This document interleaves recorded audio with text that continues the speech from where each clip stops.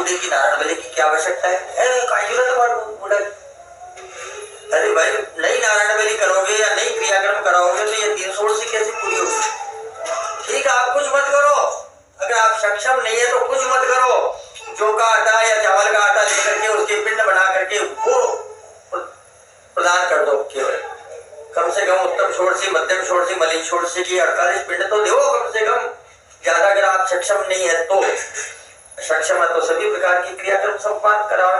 क्योंकि प्राणी 13वें दिन घर से विदा लेता है तो आशा करता है मात्र 3 दिन के कर्म, 10वां, 11वां, 12वां, 3 दिन के कर्म और 12 ब्राह्मणों का भोजन, बस 12 ब्राह्मण का भोजन है। शास्त्रों में पहले भी था, आज भी है, आगे भी रहेगा 12 ब्राह्मणों का भोजन ही। अब 12 के 1200 तो हमने खुद निकल लिए।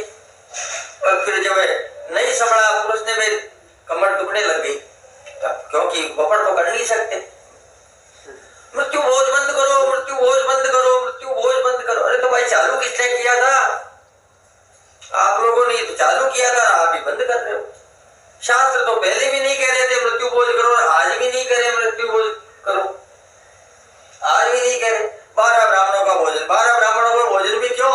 क्योंकि कहा गया है कि वह प्राणी 12 दिन तक घर के अंदर निवास करता है और कुछ खाता है नहीं, तो उसके 12 दिन का कम से कम, या मान लो कि 12 दिन और जीता मान लो, लेकिन शास्त्रों तो यही है 12 दिन घर में रहता है और उसको भोजन मिलता नहीं है, आपके सूतक हो गया, तो कम से कम 2 सब एक साथ 12 ब्राह्मणों का भोजन कराते। ये कारण है 12 ब्राह्मण का भोजन।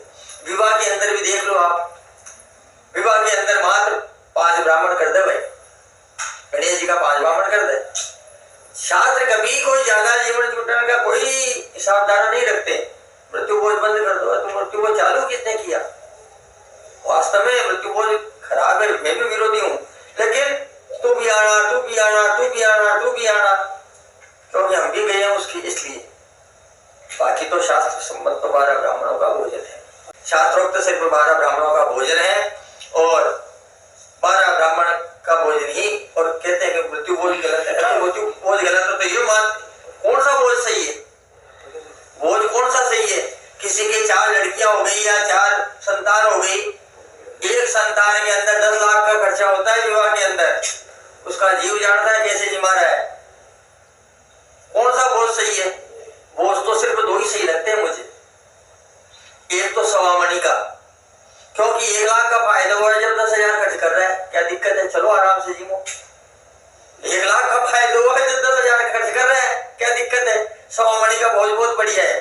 दूसरा भोज, कोई विवाह, अपने विवाह की 50वीं वर्षगांठ बना रहा है, ओ चलो जीमने, क्या दिक्कत है? उसके टाट में खाल चल रही है इसलिए जीमा है, अपने क्या दिक्कत है जीमने में, चलो। बाकी तो सारे भोज ही कुरुति में ही है, भी जीवन सब कुरुति में है। तो इस प्रकार ये 3 षोडशी होती है, मलिन षोडशी, मध्यम षोडशी, उत्तम षोडशी। 3 दिन के कर्म बताए हैं प्राणी के निमित्त। पहला पिंड तो जहाँ भूमि पे जहाँ सुलाया था वहीं पे, दूसरा दरवाजे पे, तीसरा रास्ते के अंदर, 2 प्राणी के हाथ में, 1 गंगा जी का, 10वें के 10 पिंड। ये मलिन षोडशी, मध्यम षोडशी अलग अलग देवताओं के। विष्णु शिवो यमस्य वै सौम्यस्य अभिवायने भगवतस्य मृत्यु रुद्राक्ष पुरुषे क्रमादिमान प्रेतस्तु दशमे प्रोक्ता विष्णु एकादशे स्मृतम एवं एकादशे प्रोक्ता श्राद्धे सन्निधि कारण है। पहला पिंड भगवान विष्णु को, दूसरा शिव जी को, तीसरा यम से यम परिवार को, चौथा सोमराज को, 5वां हव्यवान को, 6ठा कव्यवान को, 7वां मृत्यु को, 8वां रुद्र को, 9वां पुरुष को, 10वां जीवात्मा को, 11वां विष्णु भगवान को, 12वां ब्रह्मा जी को, 13वां विष्णु भगवान को, 14वां शिव जी को, 15वां यम से यम परिवार को, 16वां जीवात्मा को। ये अलग अलग देवताओं के पिंड, जिनको मध्यम षोडशी कहते हैं। फिर उत्तम षोडशी 15 दिन के आते हैं, महीने भर की, 1.5 महीने की, 2 महीने की आदि। इस प्रकार ये 48 श्राद्ध पूर्ण हो जाते हैं। 48 श्राद्ध करने के बाद में महाब्राह्मण को भोजन करावे और खीर का भोजन करा करके कौवे के लिए अन्न देवे और जलांजलि देवे। जो ये तीनों षोडश नहीं करते हैं तो वह पितरों में प्रवेश नहीं कर पाता, अपना और दूसरे का दिया हुआ प्राप्त नहीं कर पाता। तीनों षोडश करना अति आवश्यक है। जो स्त्रियां अपने मरे हुए पति की ये सब कर्म करवाती है वह देवलोक में सती तुल्य ही मानी गई है। जो पति के उपकार के लिए जीती है ऐसी स्त्रियां भी सती के बराबर ही मानी गई है।